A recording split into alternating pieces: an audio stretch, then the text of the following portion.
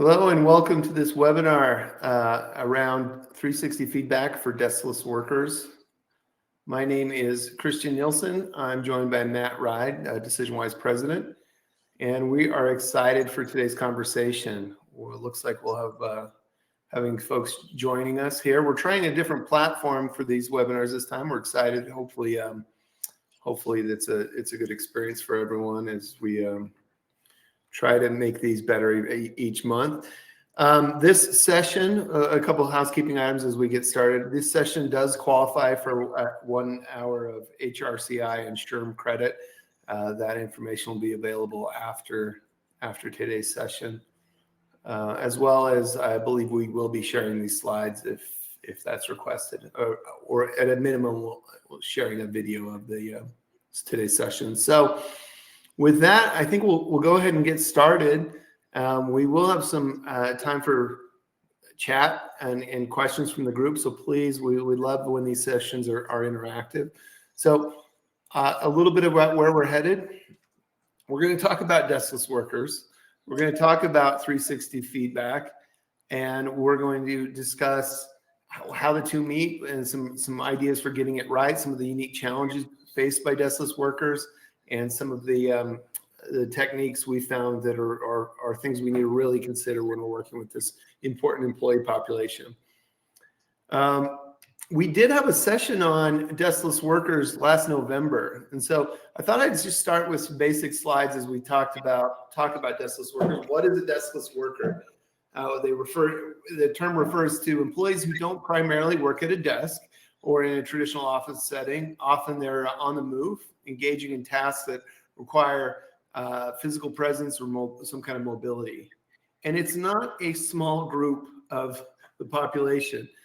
This is a group of employees that we all rely on daily. It's an operational backbone of many businesses, many services. We'll look at some specifics in a moment, but it's also a lot of our frontline customer interaction is with deskless workers. There's a need of flexibility, specialized skills. You can kind of get a feel for why these deskless workers are so vital to our way of life and to just modern business, modern civilization. A couple of examples just to kind of prime our minds of who we're talking about. And I know we've got a lot of folks on the call that work with different segments of deskless workers. So love any feedback on other categories or groups, but here I've got a few slides that just walk through, in the retail, healthcare, field service, construction, certainly a lot of these roles, delivery and logistics, hospital staff, manufacturing workers, ag workers, utilities, energy workers. We work with a number of organizations in that space, and certainly the majority of their employees would fit into this deskless category. Let's see. You know what? One thing I was going to point out too is sometimes we call them deskless workers. They may actually have a desk. It's more about the nature of what they do. They're on the go. They're moving about. They may have a home base for 10 minutes of the day at a desk somewhere, but they're out and about. So it's not like there's no desk involved. Like a nurse may sit down and do a lot of reporting for a few hours at a station. But generally, they don't just sit all day and kind of work from one single location.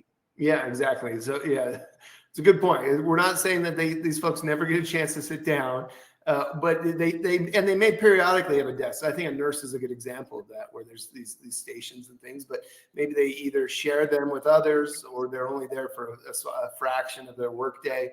I think through transportation, a lot of folks check email when they're at the home base, but they're out on the road or out in the field the majority of their time. So some other categories here, but there's so many different roles that fit into this deskless term, this group of employees. One stat that I was able to find, worldwide, 2.7 billion employees would be considered deskless workers, 80% of the global workforce. So actually, it's most of the employees in the world fit into this deskless category. So it's an important group to consider and to really think through that as deskless workers, they face some unique work environments, unique challenges. I want to list a few of those unique challenges, but I also want to open it up to the group. If there are other categories or other challenges that we can think of that are kind of unique to this deskless population, let's get them in the chat. Lauren asked a good question. Remote workers in home offices would not fall into this category, correct? It's an interesting thing because I think some of those unique challenges that we're about to talk about would also apply to remote work. And some are fit into both categories, but a lot of times, a lot of modern remote workers are kind of tied to a computer, sitting down, and wouldn't necessarily fit the pure definition of deskless, but there's, I think, a big overlap in some of the unique challenges that we'll be chatting about today. A question I have that I'd love to throw out there to the audience and see what throws into the chat is how many of you that manage or have deskless workers as part of your organization, how many of them have like email and formal technology that you give them? And how many don't really? Like, that's always a challenge for us as we think about how we interact with them. I do know that the amount of technology for deskless workers is going up, right? I mean, whether that's mobile, whether those are corporate communication platforms, things like that. But I'm curious how many have email addresses and kind of fixed technology that they're able to use to communicate with these people? Looks like we've got a couple that they're giving them tech. I think increasingly we're seeing more, but I think there's some domains, especially, hospitality, we don't see as often as much tech there. Agriculture, some of that, but and mobile device are becoming more ubiquitous. Where 10, 15 years ago, not as much, but it's good to get an understanding. For a long time, we had a long-standing relationship with the Cheesecake Factory, and I remember they had very little tech, and over the years, they increased the amount of tech that was available to their hospitality workers. So, Cheryl makes a good point. Most do not. We're a factory. They have iPads that complete the work instructions, but not to receive email. Yeah, and so that I think is a really good segue into some of these unique challenges of deskless workers. I think the first one I've got listed here is limited access to technology. Even when we give them tech, the tech is a little bit differently, or they're not as completely immersed in it, or it's periodically checking email versus Matt and I can't seem to get away from email all day long, versus it might be once a week, it might be once a month, it might be once a day, but there's a different cadence or a different level of frequency that are able to access that. But limited technology. I saw one stat that was interesting. We mentioned that even that 80% of the world's employees would be considered deskless. Only about 1% of enterprise software investment is focused on deskless workers. So most of the tech investment isn't geared specifically for this population. I think that's something to keep in mind, especially as we're talking about what we like to focus on, which is how do we capture and clarify the voice of the employee? How do we access employee experience and employee feedback to improve and help individuals and teams and groups and organizations improve?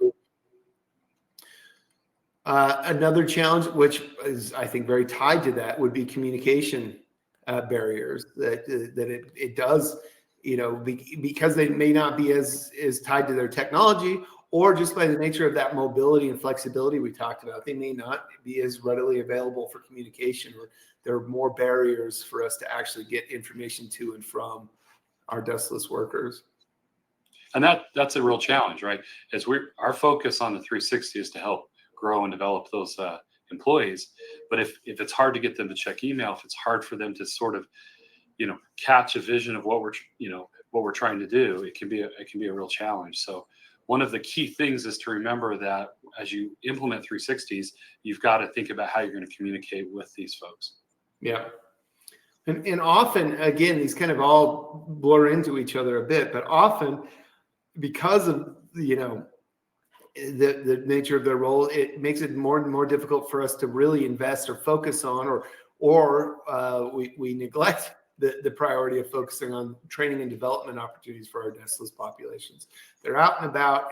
They're not as easy to pin down into classical training environments, or they're just moving around so much that it's not as much top of mind for growth and development. And so often this group really suffers a bit, or doesn't have as many opportunities for growth and development. And that's one of the main things we're excited to talk about today with 360 feedback, but certainly a challenge for this group. Physical and safety hazards, nature of the role. Obviously, there's such a wide variety of deskless roles that this differs in different areas. But in general, they're exposed to a lot more, in just in terms of slip and falls.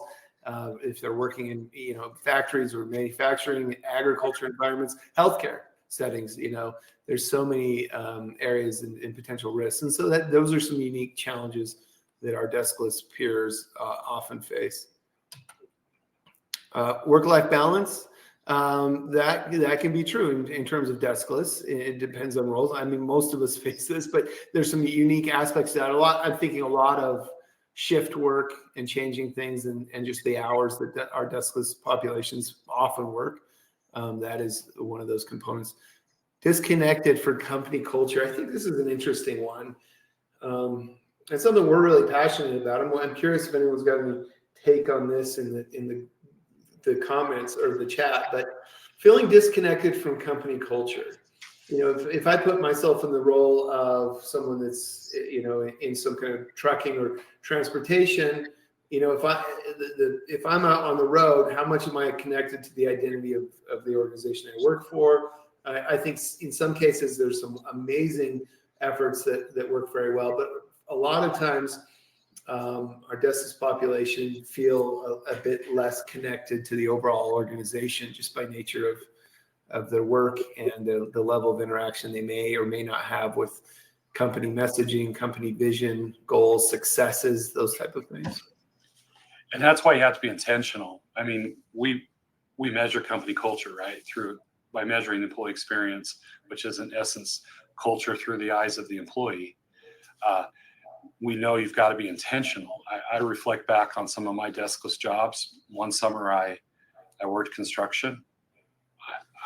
I went to just wherever the job site was. I don't think there was ever a time that I actually, other than the day I started and the day I turned in my stuff at the end of the summer, I don't know that I ever went to the office at all. And so how do I build a connection to a culture when I was just showing up, doing my work and getting out of there? Yeah, I think it takes a deliberate effort to help connect those dots and to maintain it. It can't just be, these one-time efforts. There's got to be a cadence of efforts.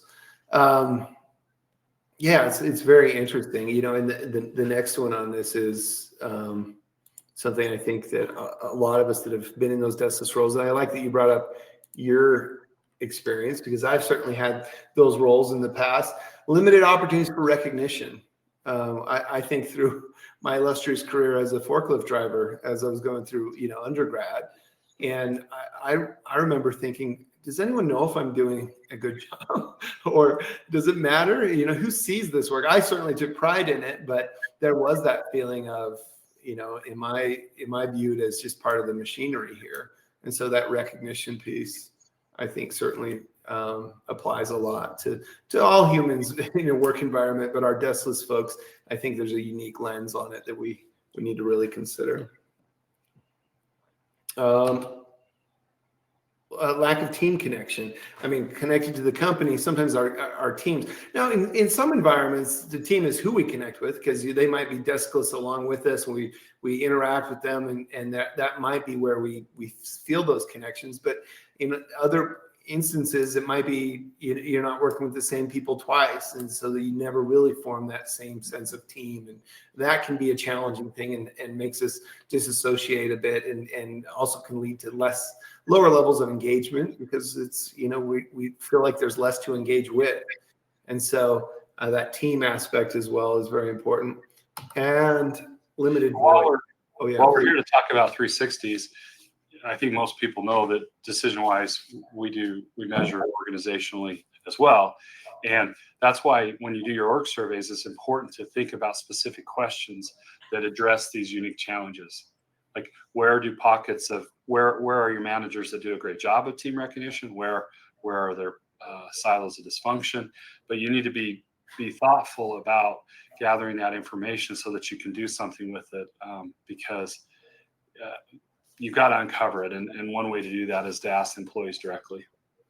Yeah, and I love that you brought up the org side, because I can't help but think of that either in terms of having those demographic filters, so that you can say, you look at a recognition question and see, do your deskless employees feel differently than your office employees or your folks sitting in cubes? And to the comment earlier, your remote employees also, how do they feel? And just being able to filter the different items through those lenses. All right, let's well, as I mentioned, I think I'm going to single one out here: lack of training and development. In fact, this is a good question for the group. We're excited to jump into the 360 conversations, but I'm curious. We come here to learn from each other as well. And so, if there's other things you're doing, I'm curious, how have you successfully supported the growth and development of deskless workers? If there's any insights from the groups in terms of specific techniques or programs that have helped these folks grow, we'd love to glean some of those. And while those answers come in and you're monitoring the chat, I just want to frame why we believe 360s are important to growth and development. It's a way that the individual can be part of the process, right? They can understand their own blind spots, and they can begin to sort of take control over their growth. That's the advantage of the 360. We'll talk about it later as a disrupting event or a disruptive event. Because so much of what we think of is it happens to me, but when we use a 360, they become part of the equation. And they're saying, okay, I've received this feedback. Now, what do I need to do to sort of leverage my strengths or fix a few key areas? So that's why it's important. 360s are important to growth and development. Right, really good points. I like Emily's point here around using HCM system app on phones. That's such an interesting journey we've seen. Early when I started in this space side of employee voice, employee feedback, people were a little bit nervous about using their phones. This is my phone. If it was a personal phone, and people would be resistant. And so texting and some of those things, we are seeing more and more willingness, especially to take a survey or to complete a 360 assessment on a mobile device. If it's a personal mobile device, we are seeing a much more openness to that. But in the past, it was, I don't want my company using my personal phone number for these type of things. But generational expectations changed pretty quick around technology, and we are seeing certainly folks being more open to that. Although the texting thing, I think we'll talk about in a bit, not as much of a preferred channel as you might think. So Matt set the stage. Yes, why we believe very strongly in the power of 360 feedback. But one thing that I take from our friends in the healthcare space is do no harm. We don't want to punish people with feedback. We don't want things to get worse in our organization or worse for an individual because we engaged in a 360 feedback process. And I say that because you can do some damage if you don't do this the right way, if you don't do it ethically and responsibly, and work, follow some best practices. So 360 can be very powerful if it's done very well. So, but just to get us all on the same page, very quick, let's talk about what 360 is. 360 is an assessment where someone fills out, responds to some items about themselves, some survey or assessment items about themselves.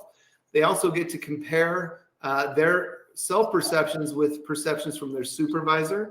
Typically, if they've got direct reports, they would be included. Peers, others, will talk about different rater groups, but really it's the same view. How does my view of myself and how I'm doing in different leadership competencies or behavioral competencies, how does that compare to how other people are experiencing me? And where are their gaps? And where can I potentially close some blind spots? I would just point out, one of our clients over the years was a large industrial supply company, and we were doing 360s even for first and second year associates in that organization, because they wanted to begin to create a culture of feedback, and to realize that progress, self-awareness may be the single most important characteristic you develop as a leader or as an effective employee. So it doesn't have to be 360s only for those that are approaching manager or something like that. You can deploy 360s across the entire organization. There are so many places where 360s can help strengthen an employee experience, improve L&D efforts. I think it's a really good point. What's interesting is a lot of organizations that we work with, we find that they had one view of 360 in their mind. Oh, it's only for underperformers, or it's only for our executives, or they think they have kind of this view of it only fits a certain category. But I believe I've even got a resource here in a moment that kind of walk through some of the various ways. But there's so many use cases. They do offer so many areas of value. In fact, let's look at just some quick things. And I threw a couple of these on here, but my goal is really, we've got a ton of free resources at DecisionWise.com/resources, and they're not behind you don't have to give us your information to get that. It's just, you can download it. We put a ton of stuff there. Infographics are great, quick hits like this, but there's a lot of wonderful value in 360 feedback around self-awareness, clarifies behavior, measures how things get done. There's so many great things about doing it. For example, one of the challenges we see with a lot of managers, especially new managers, is we promote people and we don't tell them, oh, by the way, we now expect these different behaviors from you as a manager. And so, 360 can help not only measure behavior, but communicate expectations. So there's a lot that can be done. And I hope one point we can get across in this conversation today is we don't have to, 360s aren't some long 50 question survey or assessment that's, well defined. They can be as simple as 15 questions. So in your example, Christian, where you're running a forklift, we might want a behavior that listens to instructions, right? Listens carefully to instructions. You can have 15 question 360s and still get a lot of value out of them. And our technology's come a long way that instead of it just being sort of this standardized process, you can adapt it and it can be short and quick, but still be meaningful. That's such a good point. In the comments, it may have been Emily or that mentioned it before, but they, mentioned that people aren't likely to check their email. They don't want to do it on their time. So time is of the essence with a lot of these deskless populations. And so to your point, being really deliberate in terms of the assessment design, the instrument, this is a population that we need it to be able to be completed in 5 minutes, or, what have you, or it's not the same as the assessment we give our C-suite, but getting it dialed in for that audience. And that's one of the great things about what we do. And I just point out is that we have 80 competencies built in so that you can mix and match and find if the competency is about responsiveness versus decision-making, right? And you can build the right assessment for the right group. I love that. And I'm just looking also at our we asked a minute for call outs on how we develop. And, Lauren mentioned monthly syncs to talk about trends and share group training efforts. Really great. I like that it's on a monthly cadence like that, because these are populations that if we don't schedule it, a lot of times it doesn't happen. But it sounds like you've got some really good things dialed in there. One of my favorite things, just before we get into some specifics for how to dial these in for deskless workers, one of the things we talk about quite a bit, and this is, I pulled from this slide specifically from our 360 coaching certification, but the Johari window. A lot of us might be familiar with this. But if you've ever met a consultant, they love 2x2 frameworks, and I am no different. But this kind of illustrates the power of the problems that 360s help us solve. There are things that are known to ourselves and not known to ourselves. There are things that are known to others about us and not known to others.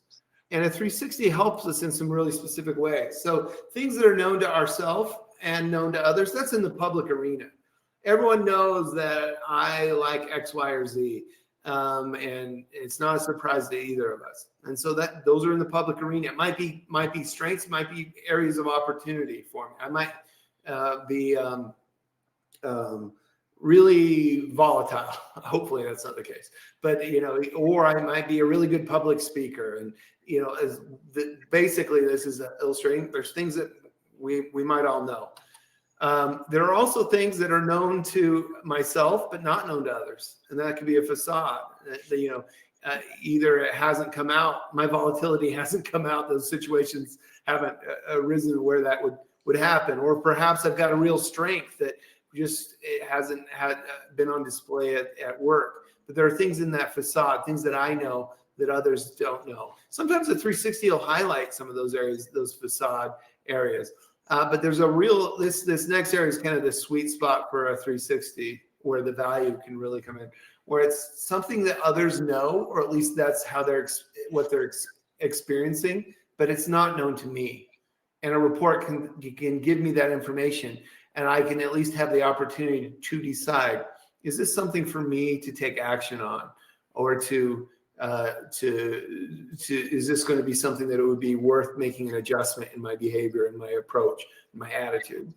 And then there this category that's not known to self, not known to others. Usually 360s have a harder time surfacing that, although sometimes coaching conversations can surface some of these things. But the Johari window, and by the way, it's called that because it was created by Joseph Luft and Harry, and they just merged their two names. It sounds more mystical than that, but it is a useful framework. And by the way, this is something I often recommend in a pre-webinar, whether it's deskless workers or not, as you're talking about, hey, why would we do a 360? Here's why.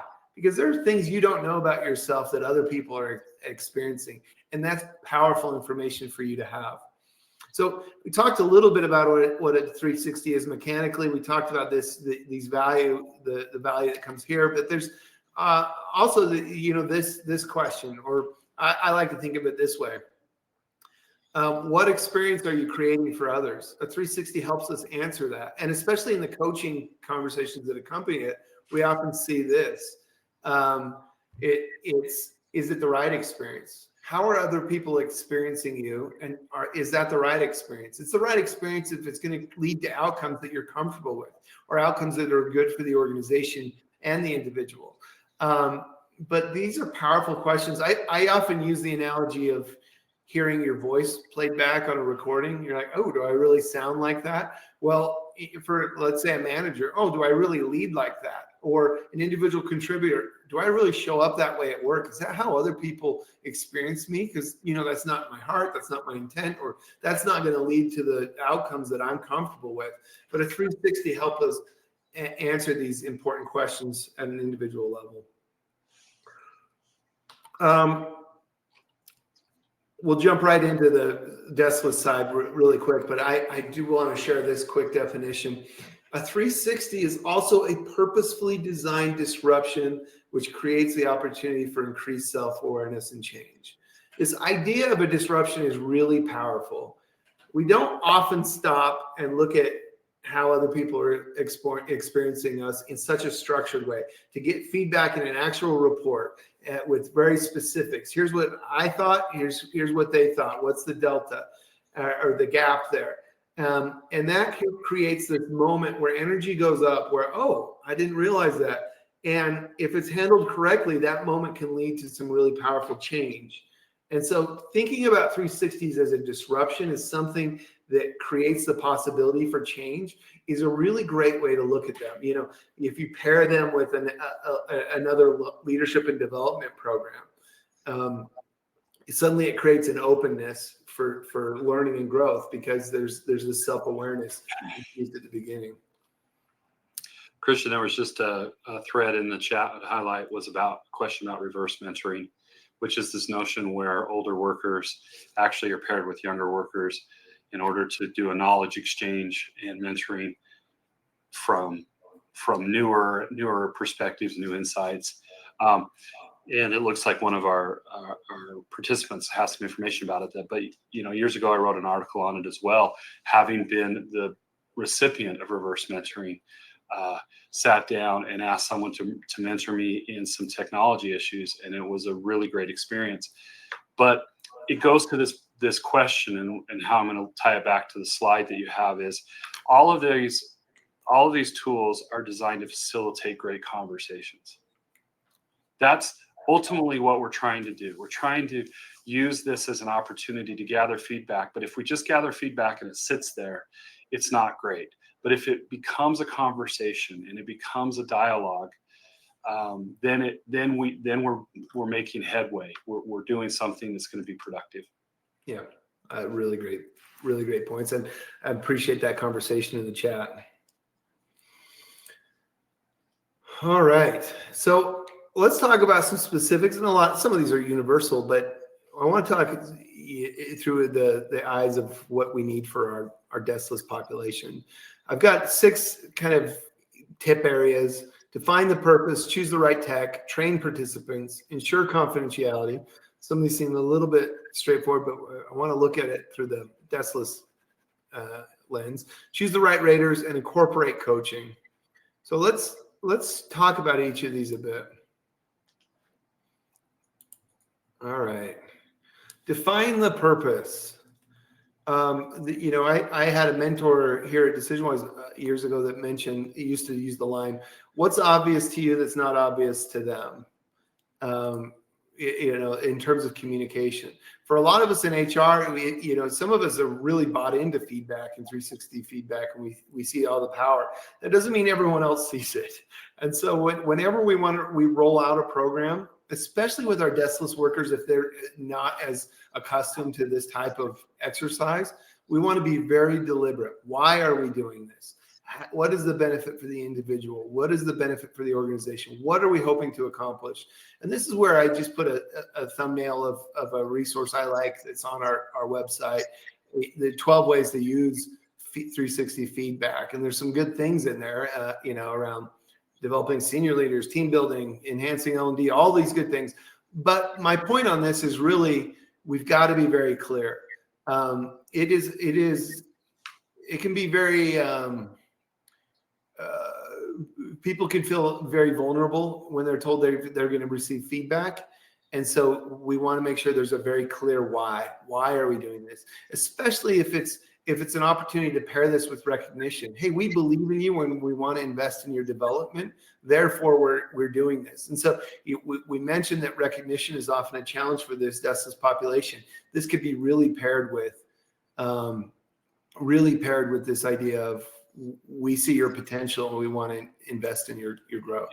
I want to also take a moment though and frame it that a lot of times we communicate the why to the individual employee that's taking the 360, but there's an other why, and that is rather than this being viewed as an HR program or something like that, it's actually a tool for managers. In other words, the why is, hey leaders, we're giving you a way to help gather some feedback about your employees, and then for you to step in and have conversations. So this isn't just something that we do because it's a nice thing that HR wants us to do. We need to frame it as, hey leaders, we're giving you a tool that's going to help you build the teams and future leaders in this organization. So that's another component to the defining the purpose. Yeah, a really good call out.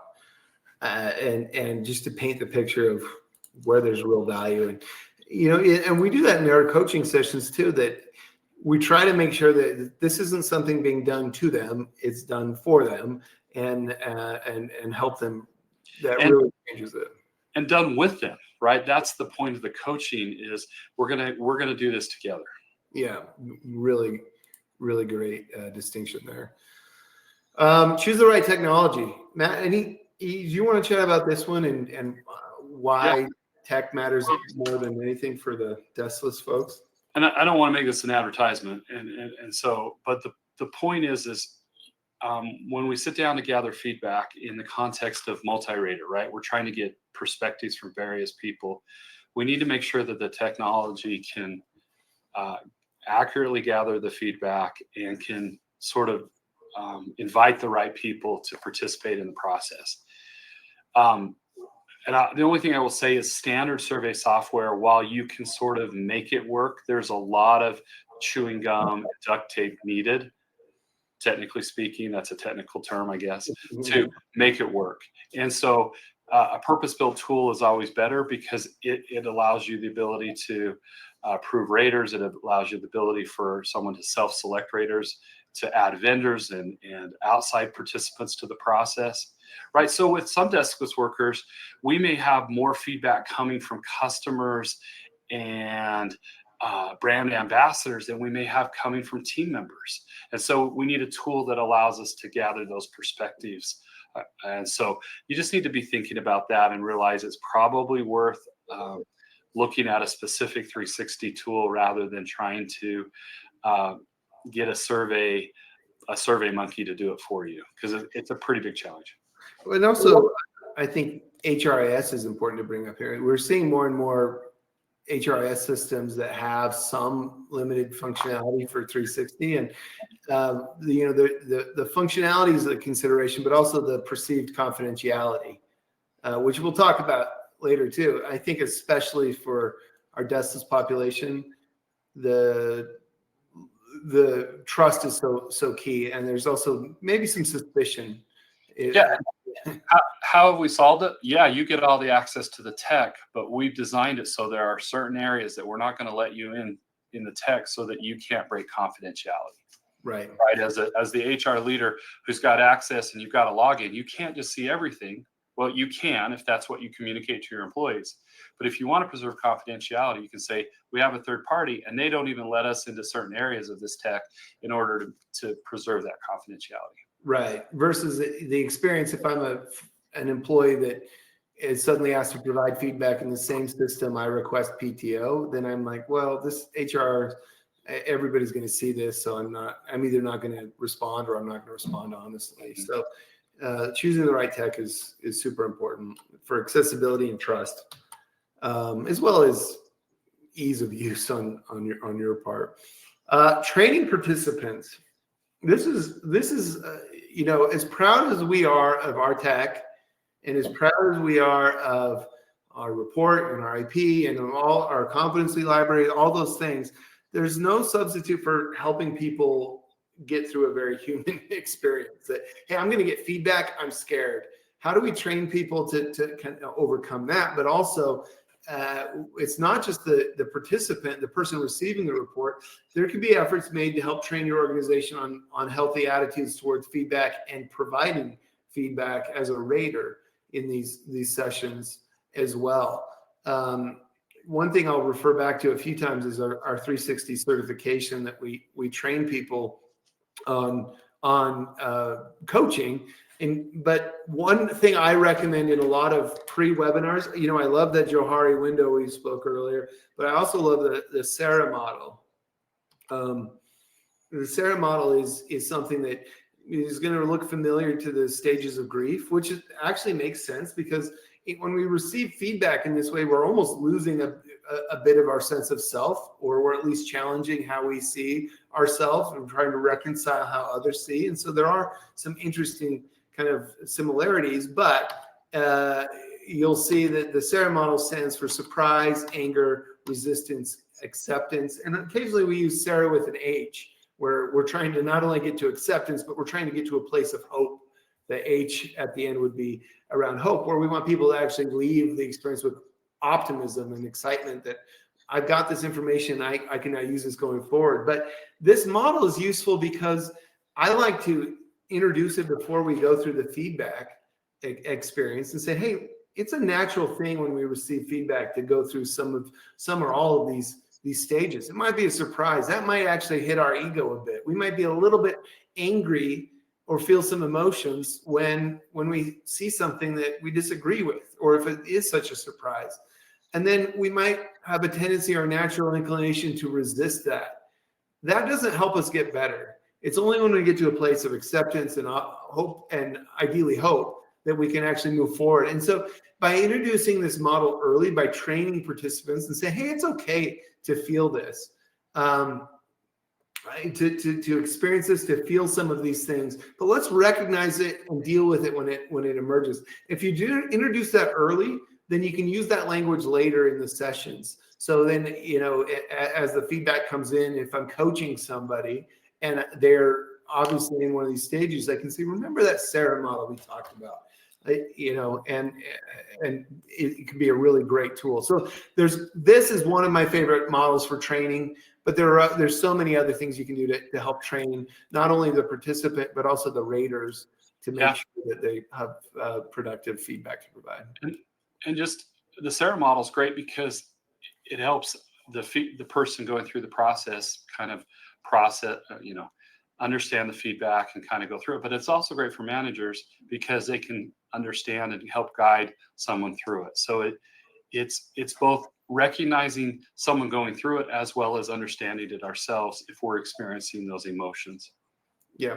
And a lot of times, and I'm generalizing, there's so many versions of what a deskless worker is, but a lot of times our deskless workers are in populations where there are more frontline employees. They are less familiar with formal feedback. And so their guards are up, and understandably so. And so helping to kind of set the tone with this group, it's okay to feel these things, but it's going to be important for us to get past it.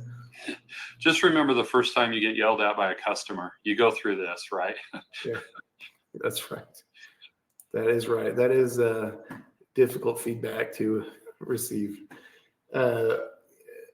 Keep it confidential. This seems pretty straightforward for any time we're capturing employee input in this kind of structured approach, but it can't be stated enough. And as I mentioned, you're going to have some potential conspiracy theorists within deskless populations. You have them in every employee population, but especially in deskless populations where they're less familiar with it, they may be further down in the organization.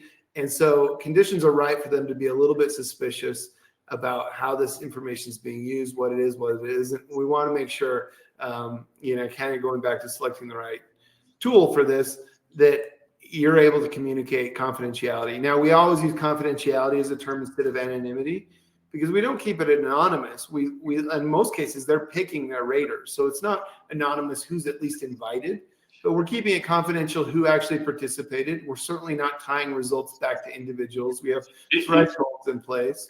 Yeah. Except for the supervisor. Often that person's known, but the rest we try to bucket together. Exactly. The supervisor himself would be the exceptions, but for direct reports, for peers, for people willing to invest in feedback, we're able to manage personal risk and keep confidentiality intact. And, we get phone calls all the time where people are saying, hey, I got an email from this company. Tell me about confidentiality, and we'll walk them through it. But having that third party is helpful, especially for this group. All right. Choose the right raters. Involve a diverse group of raters, include peers, direct report supervisors, and subordinates. Now, this is an interesting one for this group because a lot of times deskless workers don't necessarily have direct reports. Sometimes, often they do as well, but many cases we'll see the deskless population where they're individual contributors and they don't have direct reports. And so you want to make sure you're thinking a little bit more broadly, especially if they're customer or client service. You might include some of those populations as a rater group. You might use internal customers. I'm thinking of, you might go bigger in peers. I'm thinking in healthcare settings, span of control for nurses, those can be pretty big teams. And so you have to really think through what shifts look like and who to include. But with our deskless population, sometimes there's a few other areas of complexity, but thinking through who should be involved in this, who can provide feedback. We want to make sure that there's enough, you get critical mass, so there's value in the exercise. All right. And now something I'm very passionate about, incorporate coaching. As much as we love and believe in computers and technology and our software product, especially our Spective platform that we love, there's no substitute for the human element in this process. A skilled coach, and it doesn't have to be a completely dedicated coach, but someone employing some best practices from the coaching mindset or some coaching methodology and in the approach to help someone, to help shepherd them through the feedback experience. is the biggest differentiator in a successful program. And when we use the term coach, Christian, I think we're not saying someone that's like a certified coach or it's a professional. We're talking about a role. So a manager can serve the role as a coach if they're set up for success. And our point is they need to be set up for success, but anybody can be a coach, right? Yeah. Exactly. There's a continuum, right? So we have our internal coaches here that coach for our clients all the time. We also build internal capability for coaches within HR teams. And that's a great model. That's probably my favorite model. Let's build internal capacity. So we do these certifications every month. But to your point, it's not always feasible to have that done, built, either to use our coaches or to have HR coach everybody, just because we know you're working with lean teams. But you can borrow just some good best practices and help managers be coaches, or help set up some other kind of system, even doing some group coaching work as well. But I thought it might be interesting to borrow a couple slides from our 360 cert. In fact, one of my favorites is this next slide, and this is we in our coaching certification, it's a 2-day session, and we go through a lot of great content, but we kind of set up this backstop early on. And we say, look, we'll give you a lot of great tools to use, but if you do these 3 things successfully in a coaching session, it'll really make a big difference. So just to give you kind of a simple foundation for that, if you do these 3 things: create safety, be present, and be curious as a coach. If you're helping someone through the feedback experience and helping shepherd them through that, if you do these 3 things: create safety. As I mentioned, people feel vulnerable. What is this experience? How is this information being used? So in a coaching session, if I'm helping someone either formally or informally with their feedback, one of the first things I do is say, okay, I'm part of the HR team, but in this session, I'm just your thought partner. This information is your report. This is for your growth and development. You get to choose who you share it with. Now, I only say that if that's all true. There's different ways of setting up programs, but they're looking for that early in the conversation. I need to feel safe so I can engage in this. So I do that early, and I'll repeat that if I feel like they're still not feeling comfortable. Be present. We talk a lot about the difference of a coach and a consultant. A consultant has to have all the answers. A coach is there with good questions. And I can't ask good questions if I'm not present. You have to be in the moment.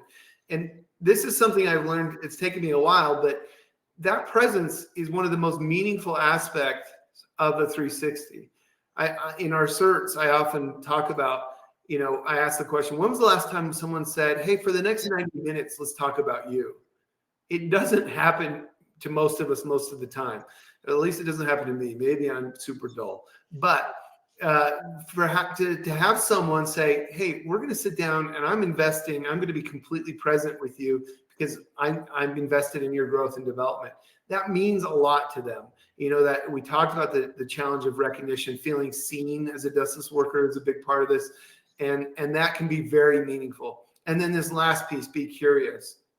If I show up as the consultant and try to tell them what to do, even if I'm objectively right, it's not the right experience. It's going to minimize what's possible.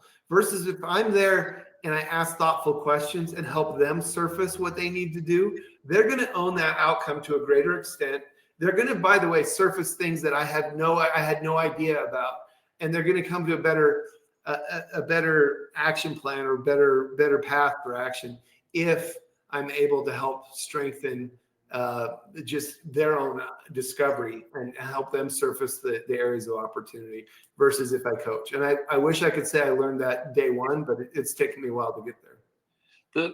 The key about the coaching mindset is that it's something you can teach to managers, right? And if you think about a manager sitting down, walking through some feedback, and there's a piece of feedback that's not really great. A good question from a manager is, why do you think they felt that way?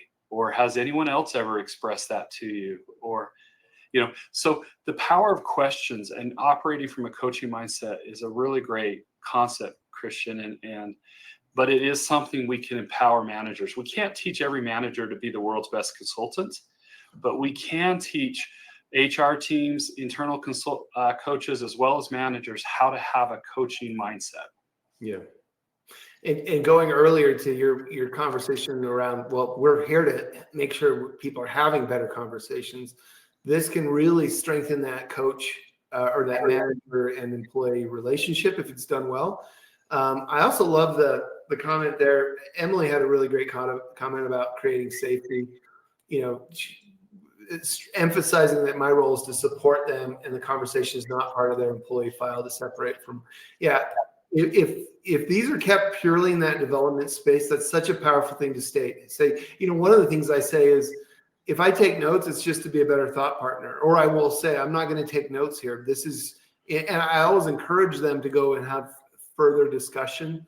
I'm going to police myself, because otherwise I'll just get into our coaching certification, which is great content. But I think it's some really great language Emily's using to help build that safety. Christian, there was a question. Let me just see if I can put it into the stream. This was we struggled to balance the time and cost for follow-up coaching to a 360. Can you suggest how to think about setting a minimum number of hours to require for coaching of a 360? That popped away, but essentially, how do you give some guidance around that so it's not a one and done process? One thing I will say is the expectations, if managers are involved with this, it can't be just added on to a regular one-on-one. It needs to be a separate 90-minute session is a good number to think about, where the purpose is to have a coaching mindset and to help this person process and understand the feedback. It's a disruptive event. There's, as you said, Christian, they're seeing themselves differently. And so with a coaching mindset, we let them experience that. And you can't do that in 15 minutes. You need to go through the report and give it and spend some time with the person. Be present, as you said, but be present for long enough for it to really become a meaningful conversation. Yeah, really great, really great. And a lot of our work is, especially since we're external coaches, that question really resonates with me, because we're always trying to say, look, I only have this one session with you. How can I set you up for additional follow-up? And a lot of times it is marrying or trying to pair them with a healthy dialogue with their manager. Hey, can you go talk to your manager? I also am really trying to drive action with action planning like I'll timestamp everything. What can you do by the end of this week to get 5% better at this? Once we pick a goal area. Anyway, I'm getting into coaching. Or also, what can you do to leverage the strengths you have, right? We don't want to turn this into just always a session of, here are your gaps. What are you going to go fix them? It can also be a strengths-based approach of, hey, how are you going to do more of that to really support the team? And I know you know that, but I just want to throw that in there. Oh, it's such a good point. And, one of the most powerful things we do in the 360 is we attach it to a larger goal that they have, something they're trying to accomplish 6 to 12 months out. And then to your point, well, let's look at the strengths you have that are, how do you use those to get to that point? And also, where do we see some of these opportunities in there? So there's a lot that coach can do to unlock this and make this. And again, that coach is just whoever's helping them. We just recommend they have some support as they get through this feedback. And so if I'm sitting down thinking about doing a program of 360s for deskless workers, I hope a takeaway that you're getting from this webinar is, I need to think about this support process. How do I build internal capability that these conversations can be meaningful and that they can take place? That's a key component. It's not just selecting the right instrument, the right questions, the right raters, or the right technology. I think maybe more importantly, it's, do we have what it takes institutionally to have great conversations? Yeah. Yes, I agree. Just one more thought on Kevin's question. One thing I have seen done, although I don't know that it works everywhere, but when you run a cohort of people through all at the same time, I have seen people go through an initial coaching and then be paired with other members of that cohort as accountability partners. So if they're not working with their manager, they've got a peer that they're checking in and working on goals with. But again, every approach has some trade-offs, but managers probably the go-to that we would. So there's so many other things. Simplicity was something we could talk a lot about. There's other things to do to try to optimize this for the deskless population, but I think those 6 stood out as some quick hits. I do want to emphasize that a 360 is a powerful component of an overall structured listening approach, that we're doing these regularly, and have some. There is a strategic place for 360 feedback assessment in our overall strategy.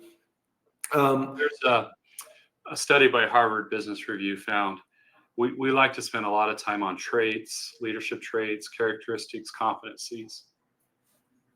And this study concluded probably the most important is self-awareness, right? And so we're passionate about that. Obviously, that's going to ring true to us as a feedback company, but it's foundational. If people are not self-aware, they really can't grow in the other areas. This is the beginning, and this is a great tool to create self-awareness, to have that event where you really step back and say, what is it like to work with me, around me, for me, below me? What is the experience I'm creating for others? And is it the experience I want? Am I showing up the way I want to show up? Do I have a personal brand that I'm proud of and that is known for value? Yeah. You can't know that really unless you get this feedback. And that's what to put it in modern TikTok parlance, this is about a personal brand. And so if someone's been with the company for 3 years, like, well, why do I need a 360? So you know how you show up, right? So you know what your brand is.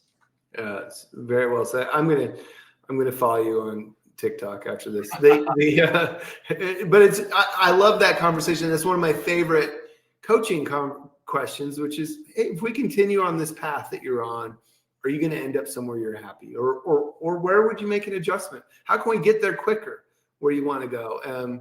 It's so powerful, and I love that you came back to this question. I modified it a bit because, as we zoom out and think through this deskless population, we can ask this: what experience are we creating for our deskless employees, especially around growth and development, and is it the right experience? And so we would suggest that you incorporate 360 feedback effectively for these populations, and we'd love to chat with you about how we've seen that done well.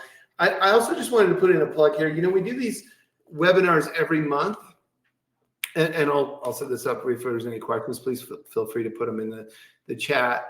We're getting close on time, but we'd also welcome any other ideas for topics.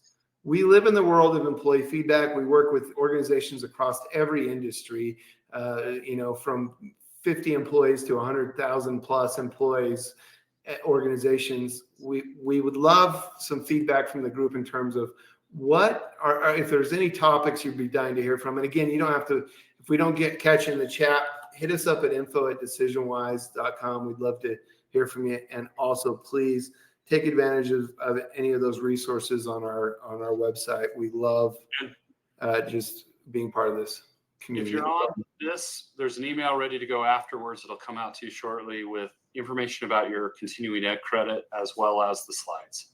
So I wanted to let you know that that'll be coming. Excellent. If there aren't any questions here, I think we can wrap up. But such a fun topic, very kind of a little more niche than we normally go, but deskless workers, such a big part of the world's workforce, and a population we all rely heavily on. So we think there's certainly a place for effective 360s for this group. So thank you all. Appreciate your engagement and conversation, and we'll look forward to having you on the next one.